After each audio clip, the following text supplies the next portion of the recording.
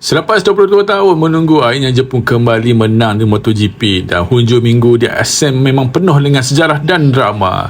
Bodi dalam perlumbaan MotoGP, Ai Ogura berjaya meraih kemenangan pertama dalam kerjaya di kelas Premier. Lebih manis, kemenangan itu menamatkan penantian 22 tahun sejak kalinya terakhir pelumbang Jepun menang di MotoGP menerusi Makoto Tamada pada tahun 2004. Lebih menarik lagi, pasukan Trackhouse Racing turut mencipta sejarah apabila meraih keputusan 1-2 buat kali pertama di MotoGP dengan Raul Fernandez di tempat kedua. Sementara itu, Jorge Martin menamatkan perlumbaan di tempat ketiga dan kembali merapas kedudukan pendahulu kejuaraan dunia selepas Marco Bezzecchi terbebas seawal perlumbaan. Berakhir ke Moto2, David Alonso muncul juara selepas pertarungan sengit hingga ke garisan penamat apabila menewaskan Manuel Gonzalez dengan jurang hanya 00.24 saat. Manakala dalam Moto3, Maxime Cuales meraih kemenangan, tetapi tumpuan rakyat Malaysia sudah pasti kembali ke Hakim Dennis. Pelumbang negara itu mempamerkan aksi yang cemerlang apabila bersaing dalam kelompok hadapan sebelum menamatkan perlumbaan di kedudukan ke-7.